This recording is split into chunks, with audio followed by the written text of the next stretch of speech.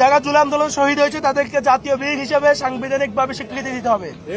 আগামী রবিবার দুপুর 2টা থেকে বিকাল 5টা পর্যন্ত প্রত্যেক জেলা শহরের মহাসড়কগুলোতে অবরোধ কর্মসূচি পালিত হবে।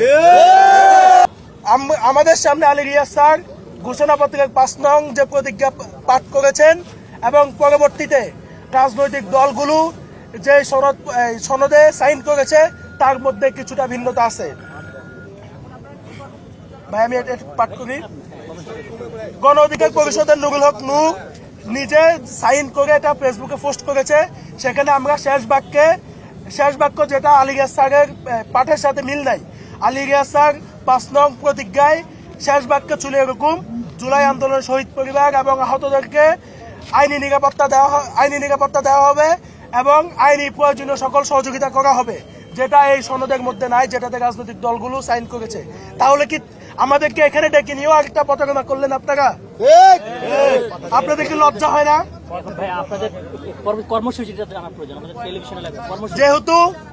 যেহেতু আমরা এই ধরনের নির্যাতনের শিকার হয়েছি জুলাই পরবর্তী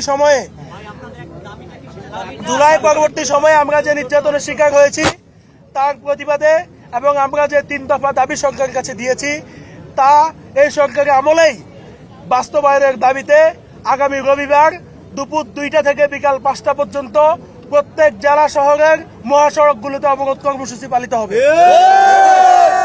আমরা এই অবরোধ কর্মসূচিতে জুলাই আহতদেরকে স্বতঃস্ফূর্ত অংশগ্রহণের সাথে সাথে দেশের সাধারণ জনগণ এবং জুলাই আন্দোলনে যারা রাজপথে নেমে এসেছিলেন তাদের সহযোগিতা কামনা করি।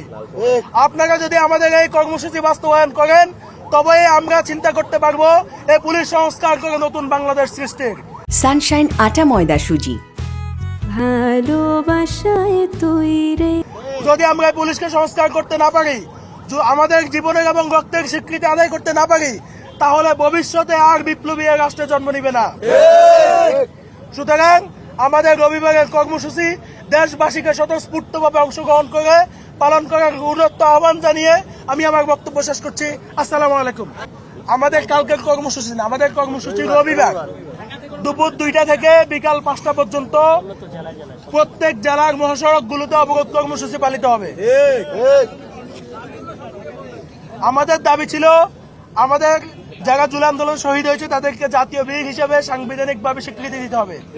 যারা জুলাই আন্দোলনে নির্যাতিত পঙ্গুত্ব বরণ করেছে, আহত হয়েছে, তাদেরকে বীর হিসেবে সাংবিধানিক স্বীকৃতি দিতে হবে।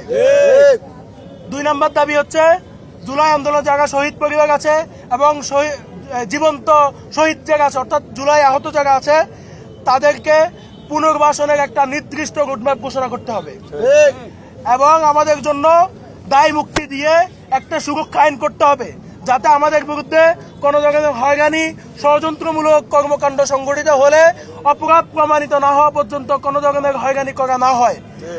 আমরা জানি জুলাই আন্দোলনে যারা আহত হয়েছে তাদেরকে বিভিন্নভাবে ষড়যন্ত্রের মাধ্যমে তাদেরকে দমিয়ে রাখার চেষ্টা করা হচ্ছে, হয়রানি করা হচ্ছে। সারা দেশে এটা চলছে। আওয়ামী লীগ একটা পাওয়ারফুল সংগঠন ছিল, তাদের নেটওয়ার্ক সারা দেশে রয়েছে এবং পুলিশরা তো তাদেরই দোষর। এই পুলিশরা ইচ্ছা করে করে জুলাই আহতদের নামগুলো পিছনে পিছনে বসিয়ে দেয়। সেজন্য আমরা বলেছি একটা সুরক্ষা আইন করুক, যাতে আমাদের যারা এসেছে আমরা প্রত্যেকেই নির্যাতনের শিকার হয়েছে। যারা গুরুতর আহত হয়েছে তারা হসপিটালে ভর্তি। আমরা আজকে 2 দিন ধরে অনাহারে অর্ধাহারে আছি। আমরা এখন আর এখানে স্টে করার মতো অবস্থায় নাই। সুতরাং আমরা আজকের কর্মসূচি এখানে শেষ করব এবং রবিবার কর্মসূচি সফল করার জন্য কাজ করব।